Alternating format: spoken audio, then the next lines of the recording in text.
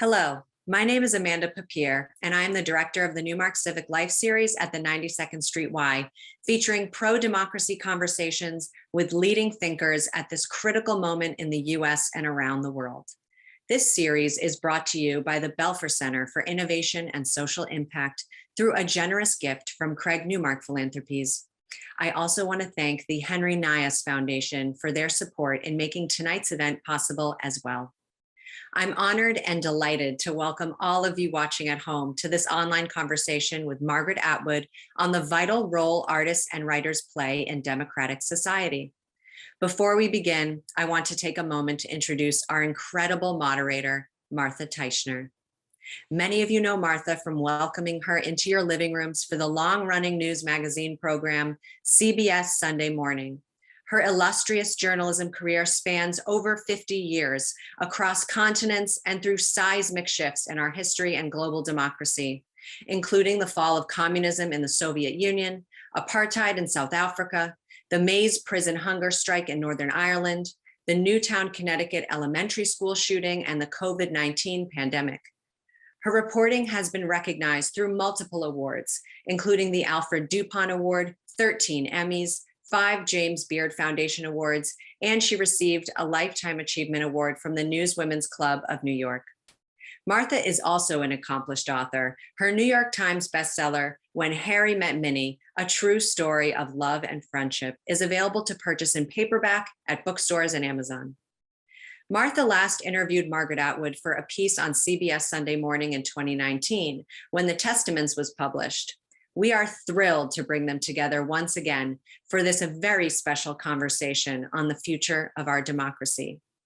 From all of us at the 92nd Street Y, thank you for joining us and enjoy the program. Thank you for the warm welcome, and it's an honor to be on the virtual 92nd Street Y stage on behalf of this new pro-democracy program, the Newmark Civic Life series. And this is the second time I will have had the opportunity to speak with Margaret Atwood, and it's a pleasure, a very big pleasure to see you again. And to describe her, I mean, it's unnecessary, but this is someone who is most famous for The Handmaid's Tale and The Testaments and Alias Grace, but she's written more than 60 books, everything you can imagine, from children's books, graphic novels, fiction, nonfiction, poetry.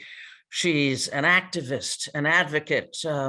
She was recently seen online at a protest against the war in the Ukraine. And she is currently the vice president of PEN International, which is writers dedicated to the freedom of expression. And her latest book, which just came out with all my little Post-it notes, is called Burning Questions.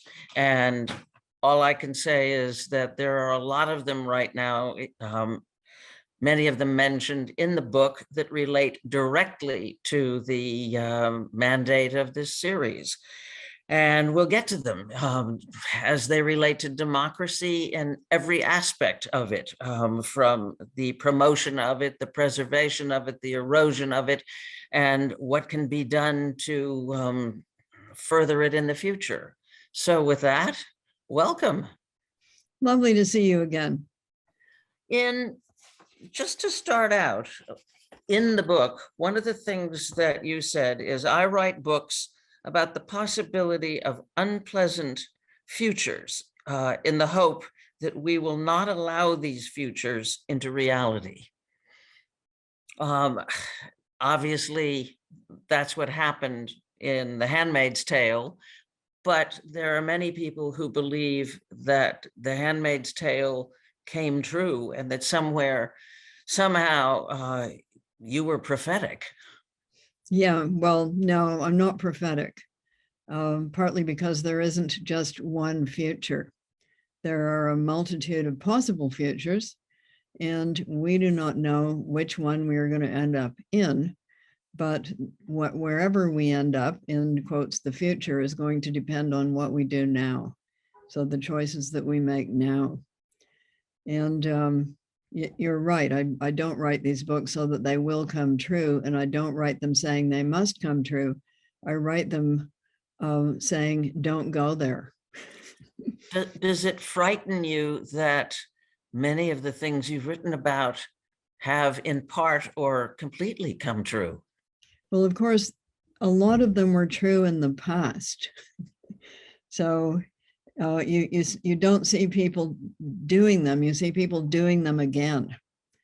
And this moment that we are in right now with this invasion of Ukraine feels very familiar to a person of my age, since I was born in 1939. So it's not exactly the same. Many things have changed, but the feeling of it and the I think the intention of it was a rapid conquering of another country, as in 1939 and 1940. So yeah, it feels familiar. But as I say, history doesn't repeat itself exactly, but people do similar things because we're still people. And these are some of the things that people do. I remember you telling me before, and I've seen it, that you've been quoted as saying this, that nothing that happened in the Handmaid's Tale was made up. That's That right. essentially everything that we were horrified by had happened somewhere in history before. Well, totalitarianisms and authoritarianisms go after women. I mean, they go after everybody. They want to control everybody, but they have special plans for women. So the Handmaid's Tale is what might happen should a totalitarian regime come in the United States. What kind of totalitarian regime would it be? What would its excuse be? Because there's always an excuse. The excuses differ from time to time and place to place, but there's always, we're doing this for the good of fill in the blank. But in order to accomplish our wonderful goal, fill in the blank, we have to fill in the blank of all of the things that they then have to do. And you can see a lot of this kind of rhetoric coming out of the government of Russia at this moment in time. So we have this wonderful goal. And by the way, in order to convince you of that, we're shutting down any kind of news that we are not emitting. That's another thing they always do. And the Handmaid's Tale world does that as well. News is very tightly curated. But first we have to get rid of those people, and there's always a those people, and we have to control these other people, and that is going to include women. Censorship, you've just touched on it.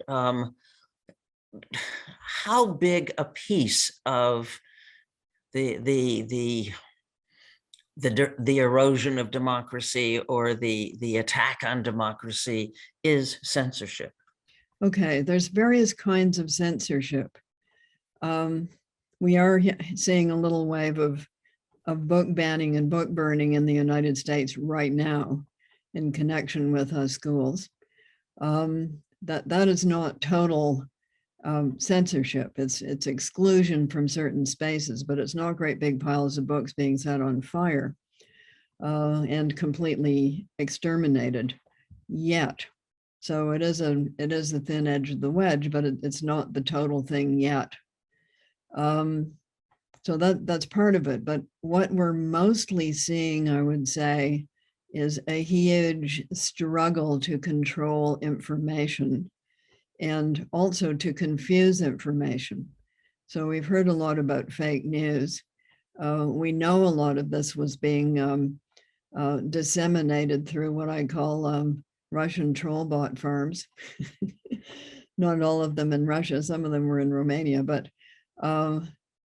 cranking out the false information, which then gets picked up by nervous, frightened people and spread around the internet. And this is, again, it's a thing that human people do.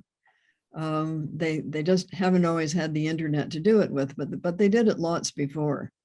So people who are blamed for instance, the great mortality, otherwise known as the Black Death or the bubonic plague in the 14th century, the first people who were blamed were lepers. Why? Because they moved around.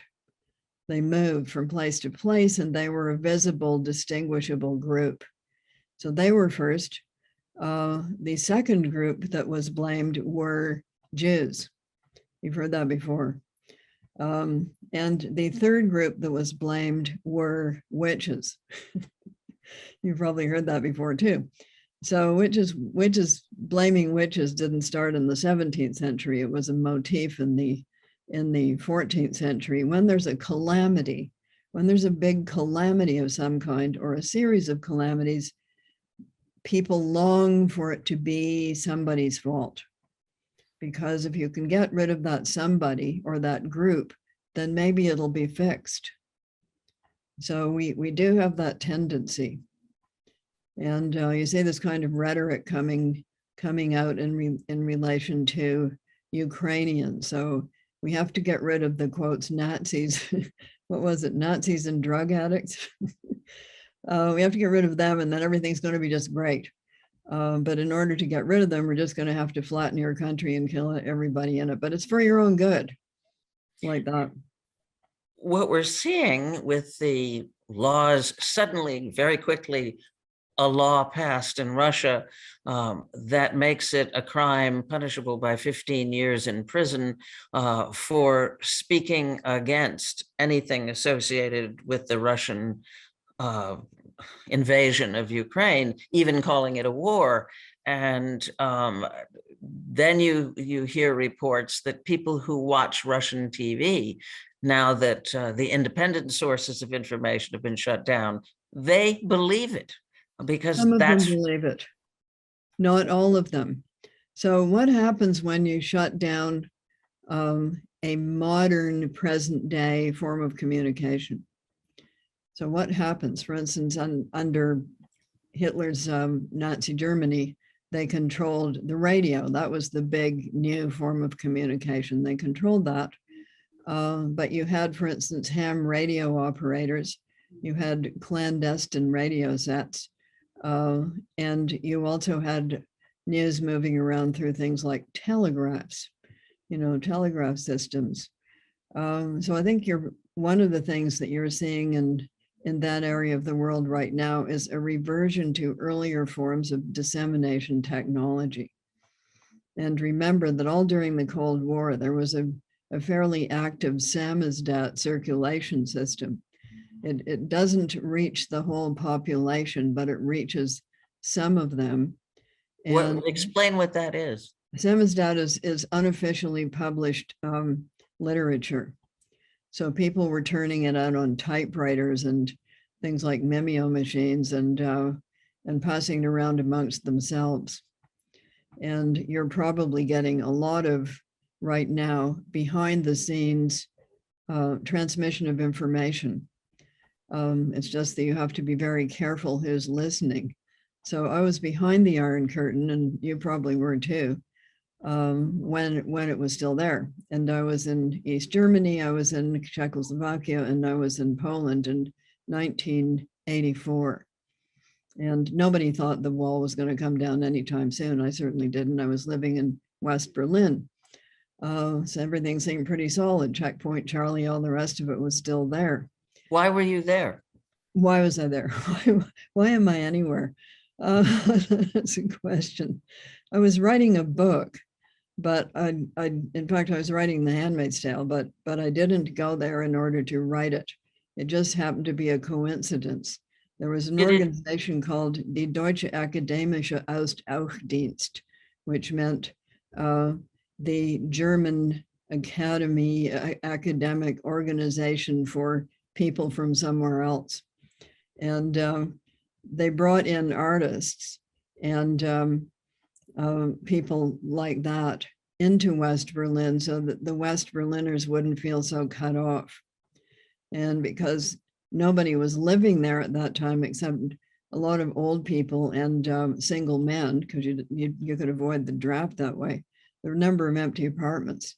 So they bunged you into an empty apartment and gave you German lessons should you wish. But from there, you were able to visit these other countries, which we then did at the invitation of the Canadian embassies there. So East Germany was very tightly sewed up, very tightly controlled.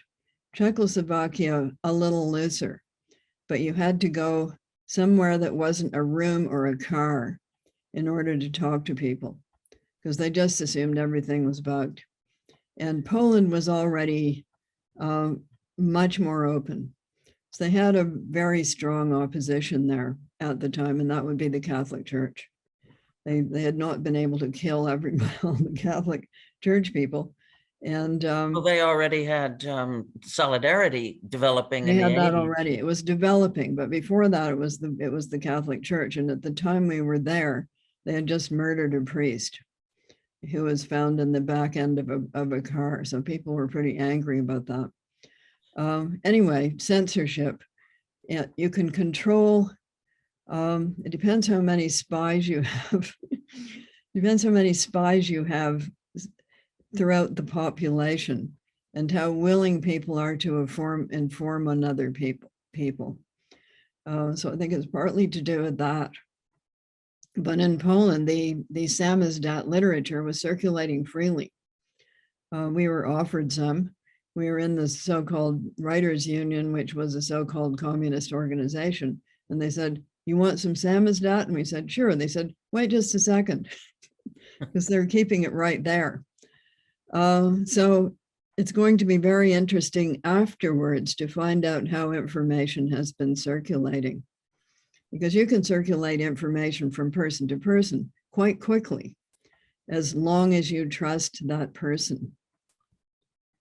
And there's no online, you have essentially not a paper trail, but a digital trail. And if they shutting down social media and so on and so forth. You can be listened in on quite easily. You can be hacked, as we have seen. Anonymous International has been hacking into, they've been hacking into Russian television stations and all kinds of other things. So where there's a lock, there's a key, always. When you were in West Berlin, did the atmosphere in East Germany and the other Iron Curtain countries and so on, did that kind of seep into you and create the essence of the Handmaid's Tale? And how does that all relate to what you sense of where people are now with Ukraine? Okay, that's a big question. I was already seeped into because of my age, because of what I had already witnessed, because of reading a lot of history, because of knowing people who had been in resistance movements. I already knew people who had been in active resistances in places like France and Poland, and later I would meet somebody in the Dutch resistance.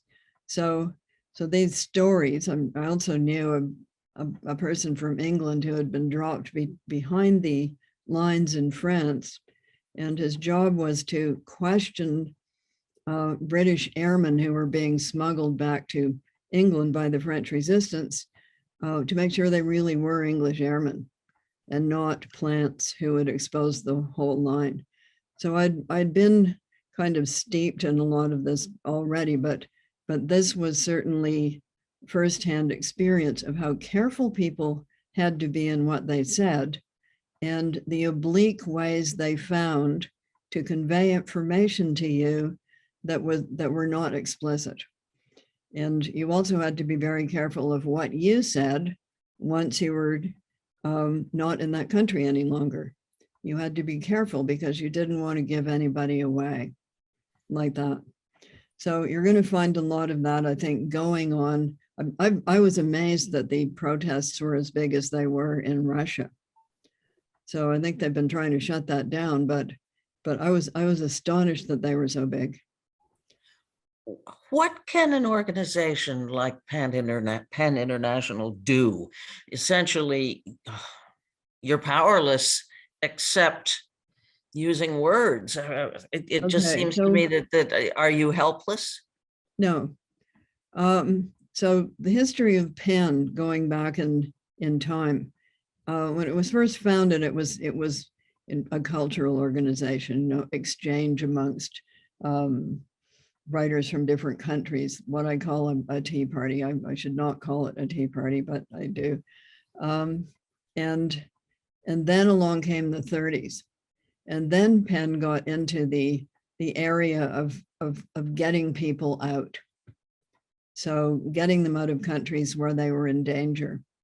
And it has been doing that ever since. And that is the active part of Penn internationally. Yes, they have conferences. Yes, they have writers' exchanges and those kinds of events, and talking about people's favorite subject, the role of the writer. They're always very happy to tell you what the role of the writer is and why aren't you doing it? I don't do that. It's up to writers to figure out what they're going to write, and then you can have an opinion about it once they've written it, but you can't tell them ahead of time. So getting people out, and that's what Amnesty did. And I joined Amnesty before Penn. It wasn't confined to writers. It was prisoners of conscience. So getting prisoners of conscience out if you could, and calling attention to their plight if you couldn't. So the more visible such a person is, and the more attention is being paid, the theory is that you're making them safer by doing that. That only works if the country cares. Well, I was just in my head as you were speaking, thinking to myself, I cannot imagine that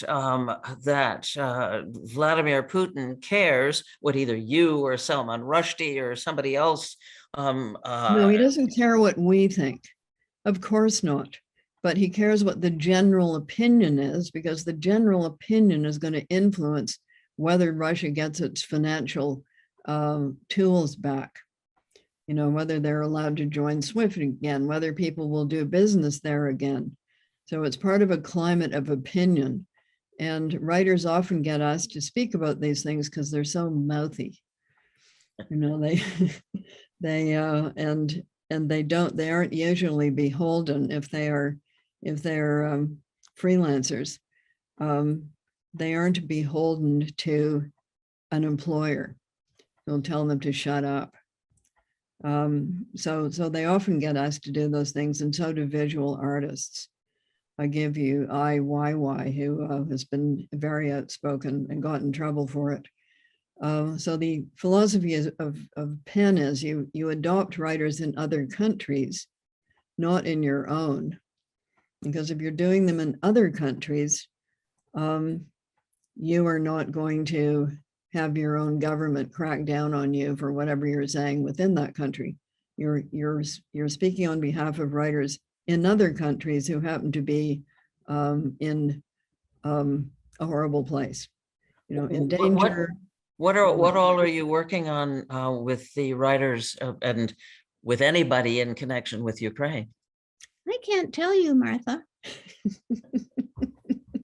Why would I tell you? Come on, people are listening. Yes, we are doing a number of public things. For instance, a number of us just did a group reading from this war diary that's been coming out in blog form from inside Ukraine. And people are, there's an online Ukrainian cultural site where people are putting manuscripts and books and things up on it as libraries get bombed and destroyed and art galleries get demolished. So this kind of thing, it's a drop in the bucket, but it is morale boosting for people there. And that should not be underestimated. And that is one of the things that happens if you do a prisoner of conscience campaign. If you do a writer in prison campaign, the person gets to know about it and knows that they are not just forgotten, that they're not just in a dungeon somewhere and nobody even knows or cares. So that is part of what it does. But of course, writers don't have an army. They don't have a voting bloc. They don't live in one place. They can't elect a member of Congress. But they can do these kinds of things that they have been doing. And we have been in the past successful in finding people, in getting them out, and in getting them moved. So getting them into a safer place, and cities of refuge, things like that. Some universities have been pretty active in creating spaces for people who've had to flee. And I have to say that the Ukrainian situation is far from alone. There are a lot of places where it's unsafe to be a writer right now. Sure, Afghanistan is one of them. Just to mention one. So we're aware of the ones that are in the news quite a bit, but then there are a lot of others. And that is one of the things that the PEN, Amnesty, and for instance, Index on Censorship, they keep track of these things. It's one of the things they do. In a funny way, there are three of you. There is you, the private Margaret Atwood. Then there is the Margaret Atwood who writes nonfiction and goes out and protests and gets involved with PEN International and speaks out about a list of issues, whether it's free expression, whether it's the environment, whether it's women, whether it's conservation, democracy, and so on. That's the list. Well, I'm not very good on heart transplants. No, but I mean, other people are doing that. But then there's the fiction writer, and one of the chapters in the book, I'm trying to paraphrase it here. I wrote it down, but now I can't find it on my piece of paper. It's the writer is a political agent, and then the chapter says, "Really?" Yeah. And I was absolutely flabbergasted by your what you said, which was not necessarily. Not necessarily. No, not necessarily. So it's true that there's always going to be some political aspect because language is not neutral. So language by its very nature has words that mean good things and words that mean bad things. And language also by its very nature is something that people are always trying in the political area, are always trying to spin and distort. So you remember acceptable megadeaths. Yeah, it's clearly said, we're going to kill a lot of people, but you don't want to just blurt that out. So you can say acceptable megadeaths. So of course, I grew up in the age of Orwell. I must have been, let me see, 1984, basically 1948 backwards. So I was 8 in 1948, and therefore I was 11 or 12 when the paperback with the lurid cover appeared in the drugstores of my country just in time for me to read it. So I was very influenced by it and by George Orwell and what he had to say about the clear use of language. And I'm happy to see, Martha, that a couple of things that people had been doing some eye rolls about for a while are now having a renewed vogue. And those would be fundamental democratic principles. Not perfect, but better than the alternative. And if you want to see the alternative, watch the news. And the importance of truth. Because as Orwell said, if there is no truth, it's just a question of who's got the bigger megaphone. Well, speaking of language, I cannot forget alternative facts. Yeah, well, they're either facts that are true or there are falsehoods. They're not alternative facts. Is it a slippery slope? Do you lose truth? I mean, it's easy in under the circumstances of an invasion of Ukraine to fall back on the targeting of Russia and the painting Putin as a very dangerous, potentially unhinged leader out to destroy a country. But is it harder to put it in the context of the Western world and what's happening in various countries, as there seems to be a flirtation with authoritarianism and with censorship and with book banning? I look no farther than this new piece of legislation in the state of Florida, the so-called "Don't Say Gay" bill. Okay, so that's here's a couple of fundamental principles.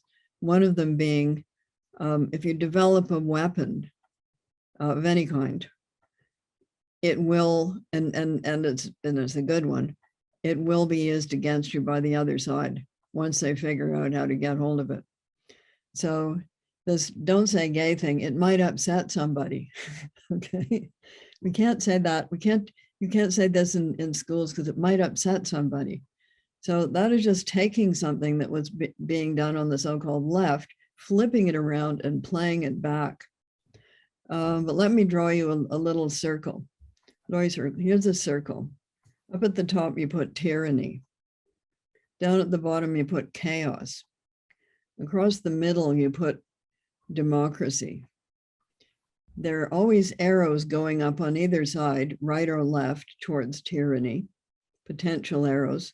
There are always ones going down on either side, right or left, towards chaos. And the hard thing to do is to hold the center, because people on either side are shooting at you. And I've just been reading about a book about the French Revolution, which is something that fascinates me quite a bit. And I intend to purchase this book. It's about the 24 hours that caused the fall of Robespierre. But before that, you had had extremists pushing each other, pushing one another further and further towards an extreme. And you can see this going on all the time. Well, you can see it with the United States and Russia. That's it too.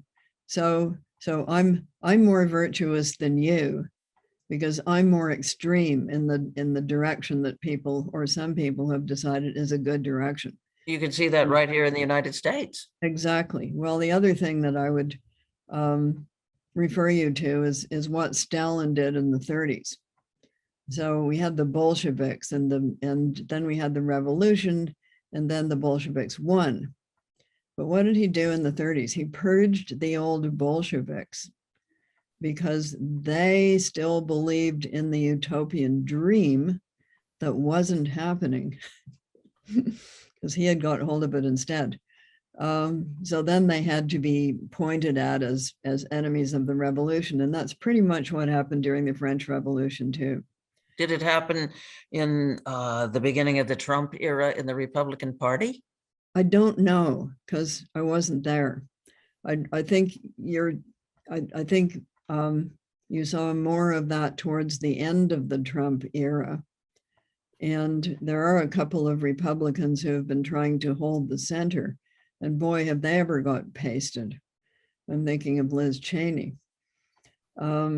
The center of the Republican Party, not the center of everybody else, but that center. So when these things get going, they tend to push people towards extremes. So you've just had this guy in Texas saying that he wants the death penalty for any woman who's had an abortion. In other words, I'm more against abortion than anybody because I'm going to get the death penalty, and won't that be great? So I say, let's make it retroactive. You can just kill everybody.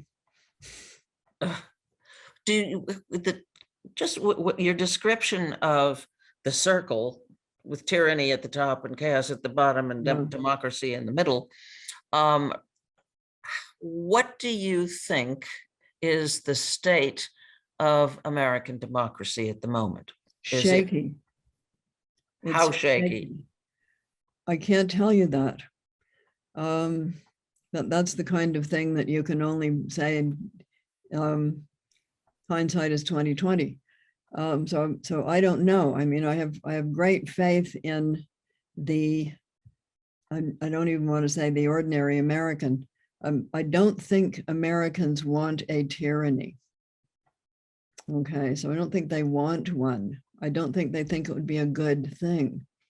And when they see Putin in operation, I think some people have popped awake and thought, maybe we shouldn't have that. But boy, you came close. You came pretty close. If any congressperson had been shot at or shot on January 16th, you would have had a 2020, you would have had a declaration of martial law and goodbye democracy. That's my opinion. Over time, let's start, you started writing Handmaid's Tale in 1984, and it was a dystopian, hope it never happens here kind of thing.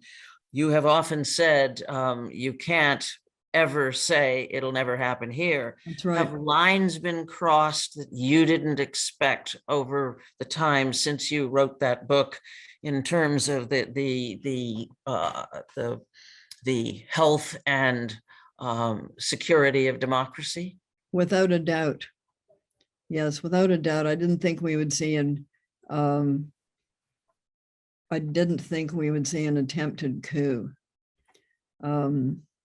in America, but on the other hand, I had already depicted a coup in America. So as I say, you can't say it will never happen here. And one reason I said it in the middle of the middle class in Cambridge, Massachusetts, is that would be the last place you might expect such a thing to happen.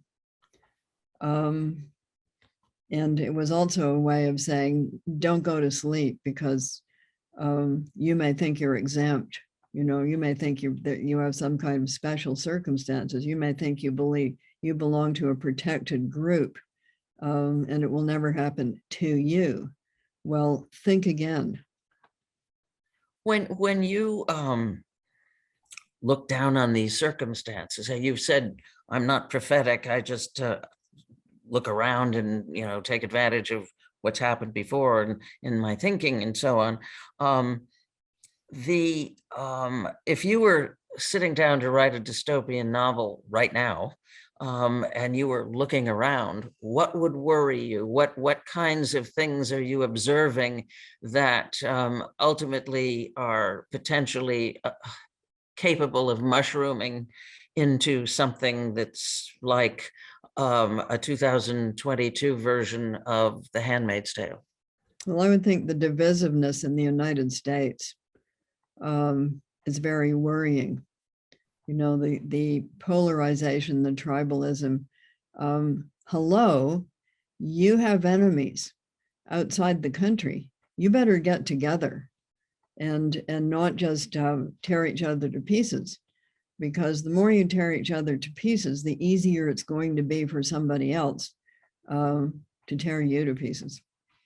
So if I were in your country, that is one of the things I would be most worried about. But what has enabled that, as we now know, is a flood of false information coming in, quite deliberately from outside the country, and being accepted as true. So the effect that has had on people is they don't know what to believe. They don't know who's telling them the truth. They don't know who's lying to them. And the end result of that is usually not that you believe this or that, but that you don't believe anything. So you don't know what to believe. I think they are believing the newsreels. That's pretty arcane, pretty old fashioned. The video information from Ukraine right now, they're believing that because they see it. And it's kind of useless for Russian troll bots to say that's faked. There are actually reporters on the ground. One of the people I'm quite interested in right now is Martha Gellhorn. Remember Martha Gellhorn? Yes. Top 20th century war correspondent. I'm interested in her because she knew my father-in-law, who was a Canadian brigadier general in World War II. And she knew him at Monte Cassino, which was one of those horrible battles. One of the worst ones. And she would be right there, like she would be what we now call embedded. I don't think we called it that then. And she would be reporting, and how they did it in those days was they wrote their reports in telegraphese. So there was no internet, there were no videos, but she would bang them out on a typewriter. Remember those? And she would write in the punctuation. So all small letters. And when it came to a period, you would have to write stop. And then you would have to write comma. And then you would have to write paragraph. So she wrote it all that way. And then it would be transmitted across by cable to Collier's, which is where she was publishing these things. And they would turn it back into print. But it was pretty rapid. It was pretty quick. So that's how we were getting reporting. We were getting reporting that way. We were getting it through newsreels in movie theaters because there wasn't television yet, and also on the radio in those times, but it was pretty direct. So we're now getting that kind of direct reporting through the internet now. And that is news that is hard to brush off as not being real. So I think when you look at the opinion of what's going on in America today, the disapproval of that is pretty high. You know, and you are getting another kind of extremism, which is Republicans saying, well, why don't we just bomb them? You know, why don't we just... But, you know, you talk about people believing and trusting what you're seeing from Ukraine, but then shift the same online process. You have the culture wars being fought online in this country with fake news, and this is not true, and people encamped on one side or another, and separating themselves from any environment where you see one message. It's always political overlay on either end. To a certain extent. I think you're seeing less of that than you were, say, a year ago.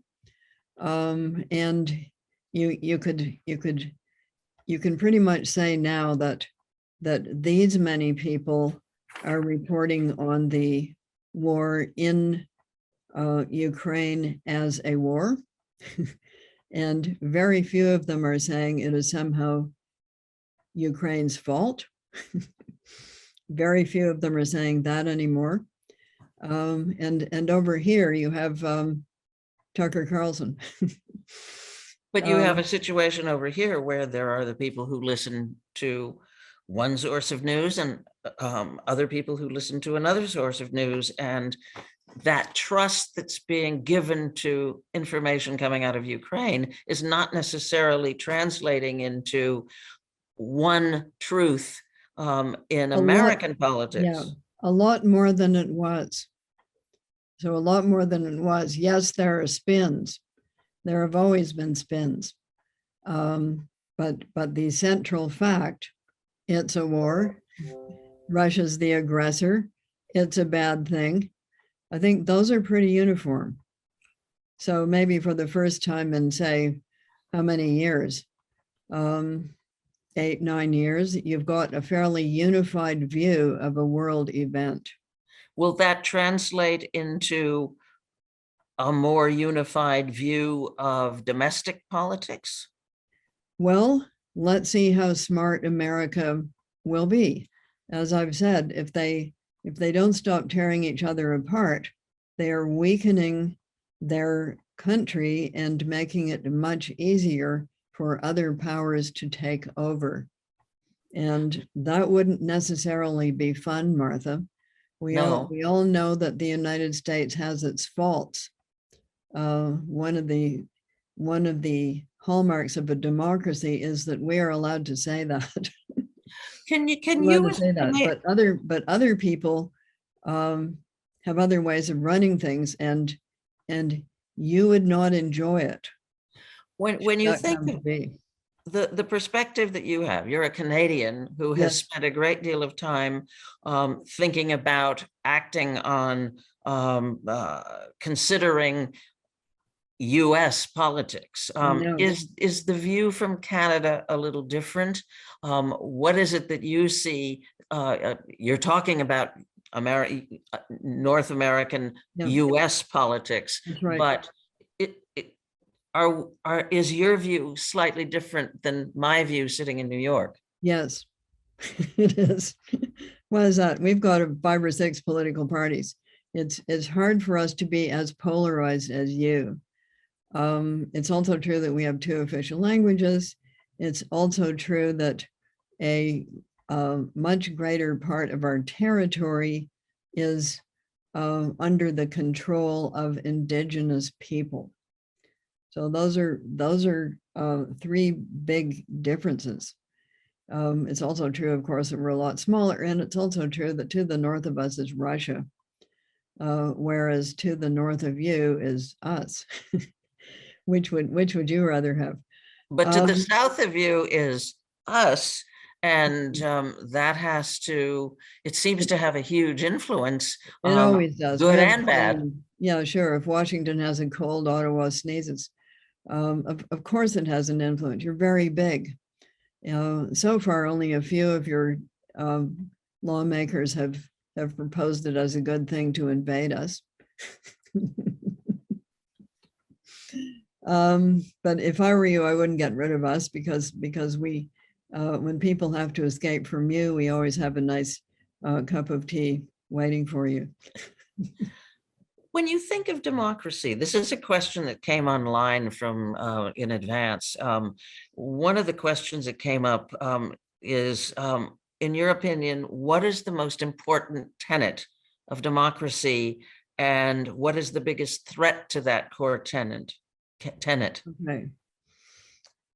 Well, there's a couple of them, and they have to really operate together, but one of them would be the separation of the judiciary from the state, from the government. Okay, so if you don't have that, you've got Stalin show trials. In other words, whoever the government says is guilty, and the judiciary just exists to rubber stamp that and give the semblance of a trial. So that's very important. And protections for freedom of expression, by which I don't mean that anybody can say anything they like. I mean that you cannot be put in jail or shot for expressing a political opinion, for having a political view. It doesn't mean you can lie about anybody. For instance, I cannot say Martha is a murderer unless I can prove that you actually are a murderer, Martha. I don't plan to be. Yeah, you don't want to be? I don't want to be, and I don't plan to be.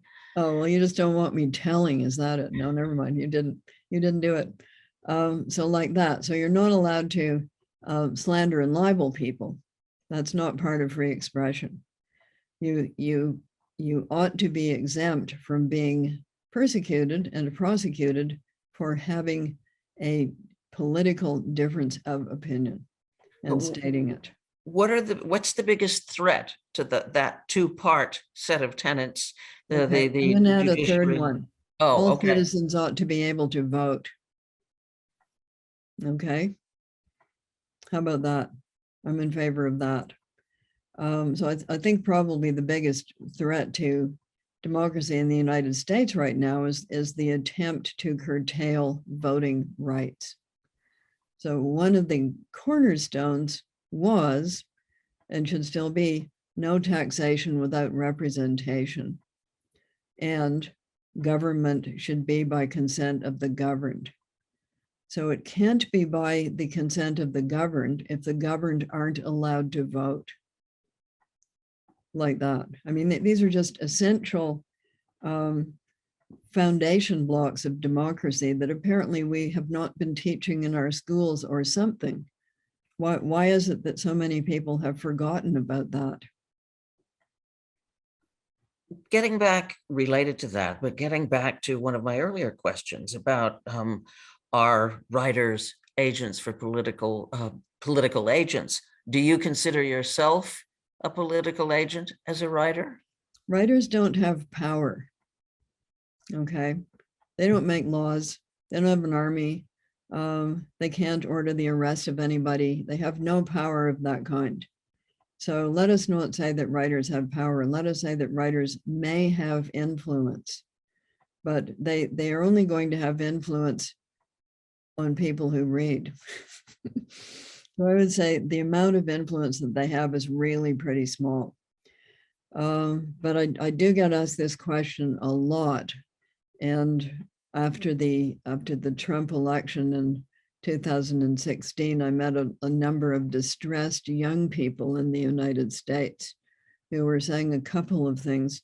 One of them was, "This is the worst thing that has ever happened." And I said, "No, it isn't. There are much worse things that have happened and could happen. So pull yourself together," said I, in a grandmotherly kind of way. And then they would say, "Well, what can you possibly write, as a fiction writer, what can you possibly write in times like these?" And I said, "Well, there's one kind of literature that has always been possible, even in terrible times, and that is the literature of witness." So the people who wrote things down, who wrote down what was happening, and I'm going again all the way back to the Great Mortality, Bubonic Plague, Black Death, we know what we know about it largely because people wrote things down. Okay, they recorded. And one of my favorite examples of that is the great Russian poet Anna Akhmatova, who during the Stalin purges, when everybody was just scared out of their socks that it was going to be them next, she composed a poem called Requiem, which is about this. She was so worried because she was already in Stalin's bad books. She was so worried about it that she didn't record it on paper. So if the paper had been found, bang for her.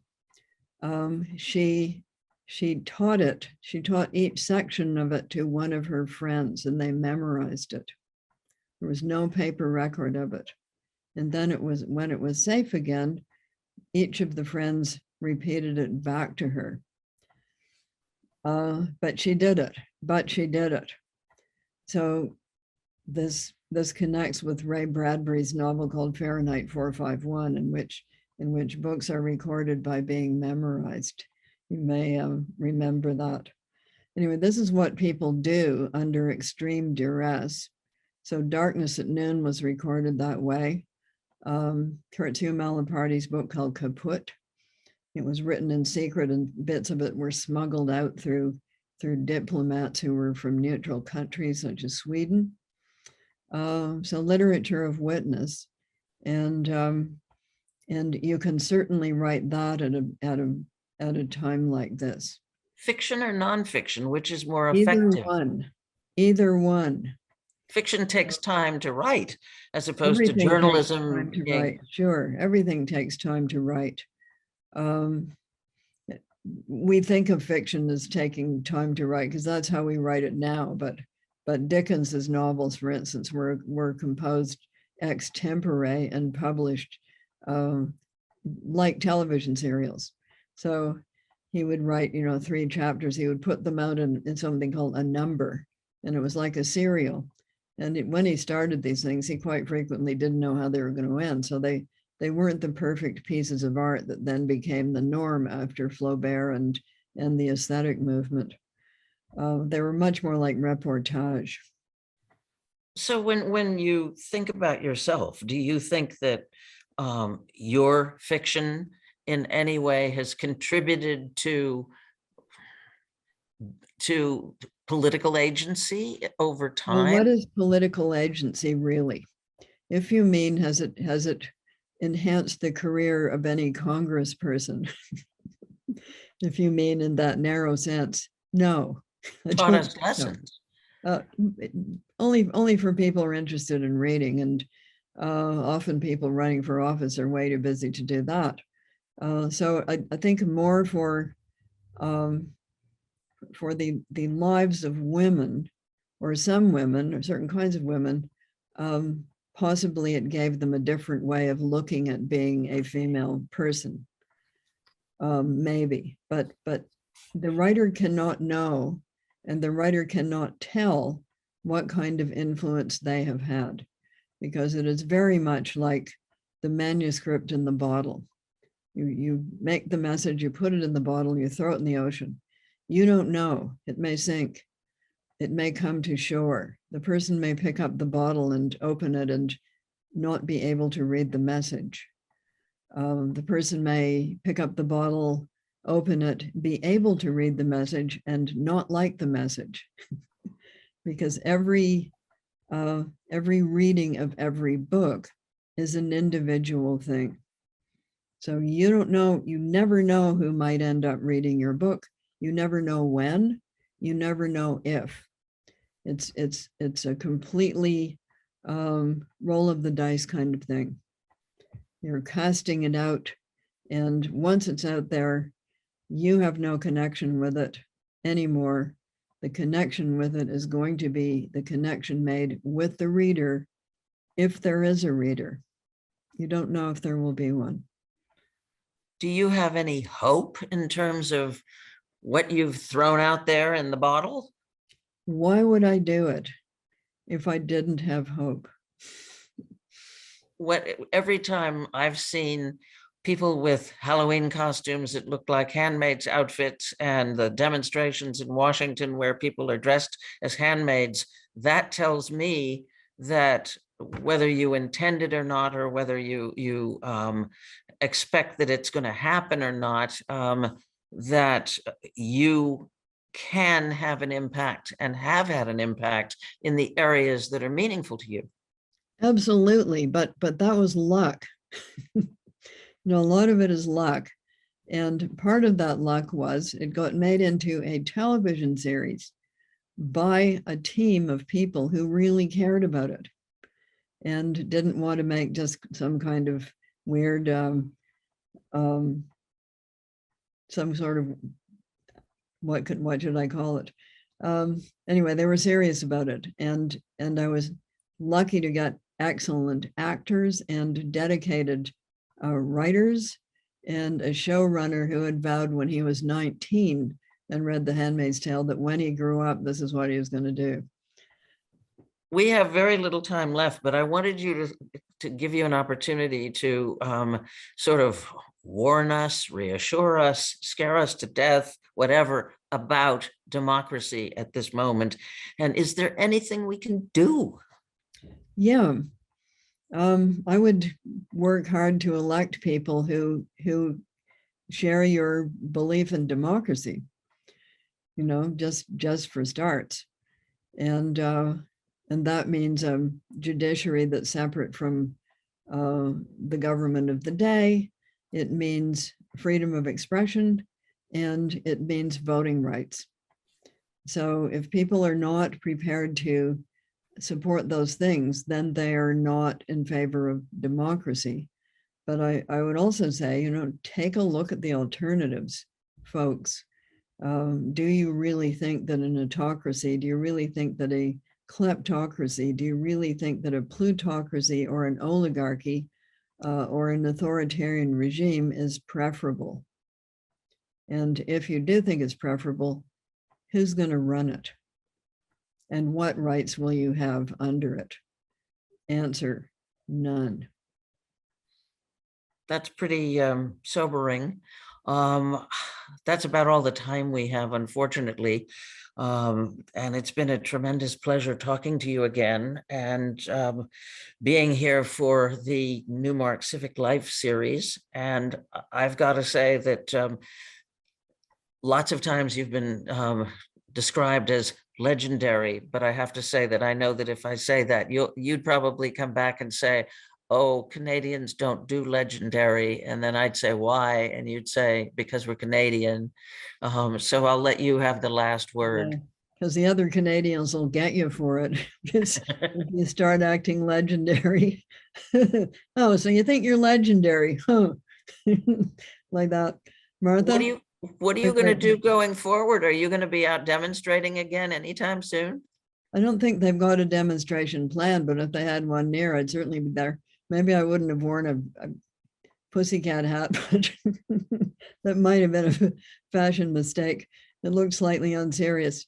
But it was from Estonia, which was the closest I could get to Ukraine. Anyway, it was very heartening to be there and see people from neighboring countries around also there. So there were some Belarusians, there were some people from Russia, also. It's a mistake to think that all Russians are in favor of this. They're not. And let us just remind ourselves that some of the world's greatest literature has come out of Russia. There's the artist of a country, and then there's the government of a country. And guess what? They're not the same thing. Well, I want to thank you again, and I want to burning questions. Whoops. We've talked about a number of them, and the book talks about many others about all kinds of burning questions. And again, I would like to thank you. This has been pre-recorded, so that's why we didn't have live questions. And obviously, circumstances in Ukraine could be changing between now and the 28th when this is going out. But I'm sure that there are many of these things that will not change, that have overriding importance to all of us for all time. And again, thank you. Thank you. Hope to see you in person one of these days. I hope so too. Peely Island. Yeah, come again.